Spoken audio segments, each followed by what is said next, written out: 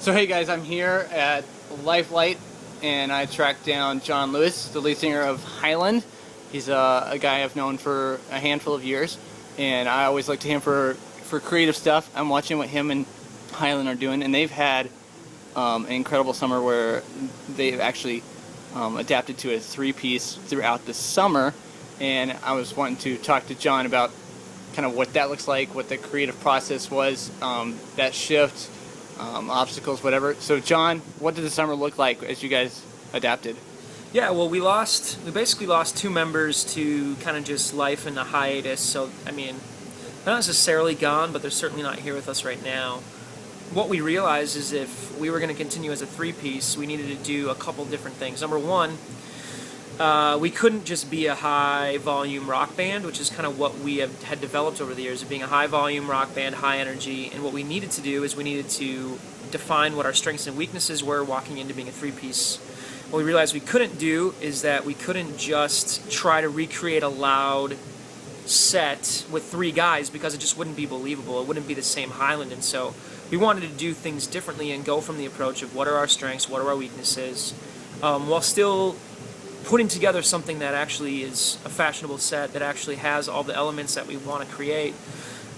We worked with Tom Jackson about a year ago, and he does a great job of making you think about moments and making you think about moments like what are you trying to create for your audience, instead of just what are you trying to do for you on stage, what are you trying to create for your audience. And so we went into that with a very, very important part of what we're trying to do. And so what we did is we looked at the pros and cons, and what we realized is that we have the ability to, as a three-piece, another huge con that we didn't want to do is be just a boring three-piece with a guitar player and a drummer and a bass player. We just weren't that talented. We weren't a Children 18-3 where we could just pull off this punk three-piece thing. We wanted to really go, how do we make being a three-piece our own thing?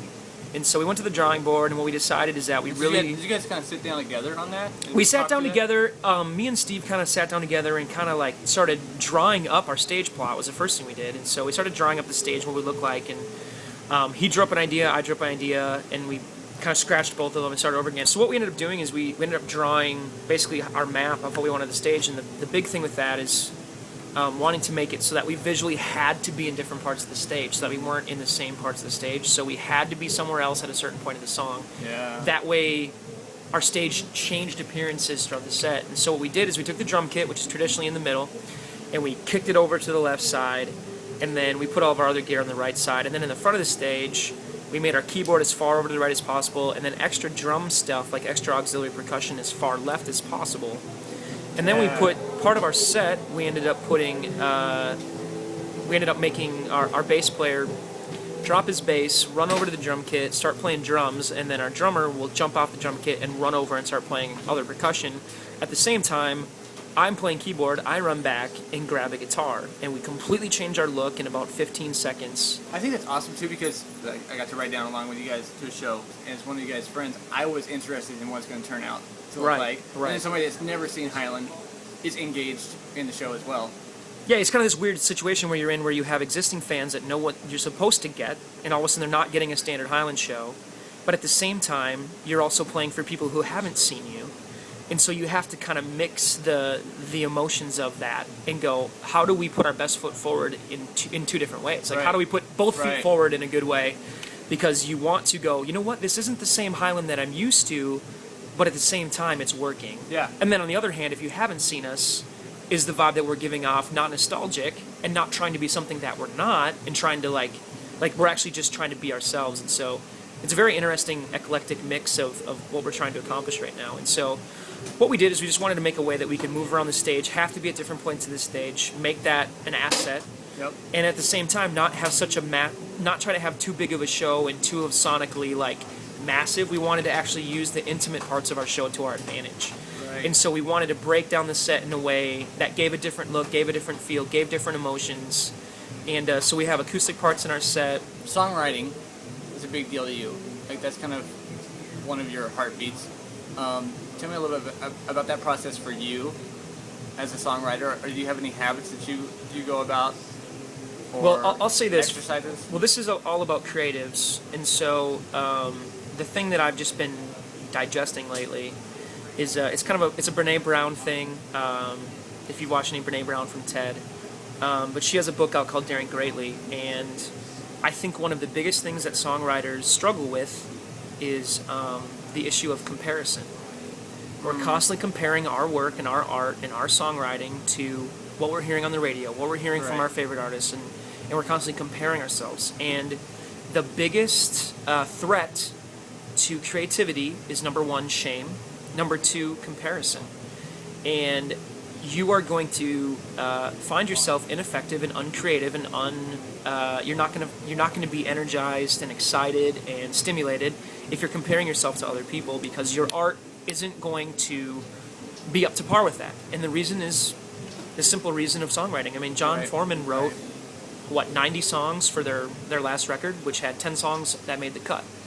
Guess what? Out of those 90 songs, they chose 10. So we're talking about 80 songs that weren't strong enough to put on an album of 10 songs. So you look at your creativity and you're comparing your best songs to John Foreman's best songs, and you suddenly go, well, my okay songs aren't any good at all.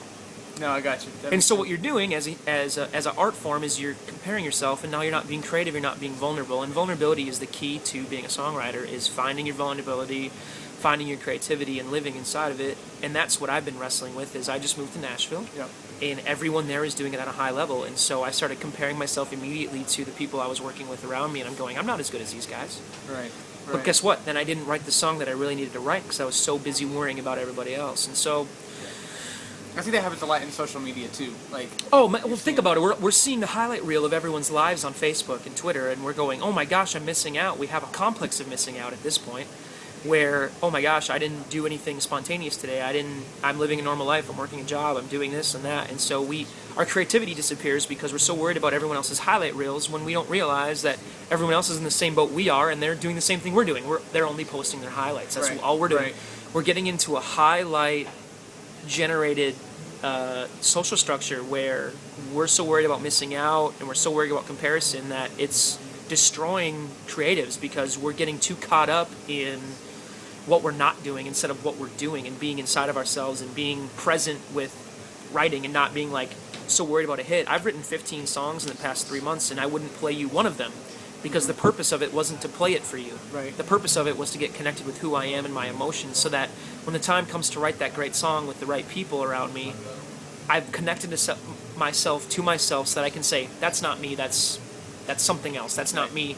If I'm connected with me and my vulnerability, by writing a bunch of really bad songs but I'm connected to emotionally, I will be able to write that great song. There's that idea of like a creative muscle. Like, if you aren't going and working it out, you're not going to be ready for the marathon or the... Oh, yeah. I regret on a daily basis if I didn't write down that idea in my phone as I'm falling asleep. If I don't write that idea down, I'm not cultivating creativity. Creativity is not something you force, it's something you cultivate. Yep. And it's a daily recognition of those little things, those little quirks, those little tiny truths that come at you at random times. And if you don't put that in your phone, if you don't put it in your little black book of poetry, if you aren't constantly aware of that, you are totally missing out on almost everything that you can do as a creative person.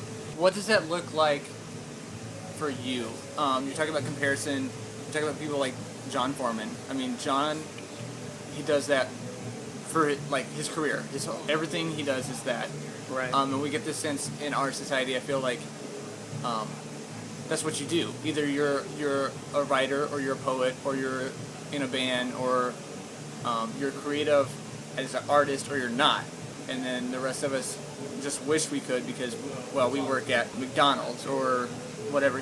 Can you speak to that? Because I know you have your views on that.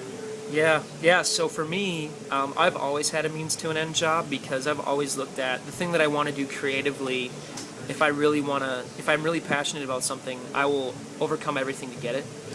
And I've always worked a job on the side, and there was only been one point in my life where I actually was at a point where I couldn't do a regular job of any kind or a part-time job of any kind because I was too busy doing music. And that was a great place to be at. It was scary because I wasn't necessarily making enough money. Right. But I was so busy that I couldn't actually feasibly do anything else. Yep. It's only one point in my life. I've been doing music for 10 years.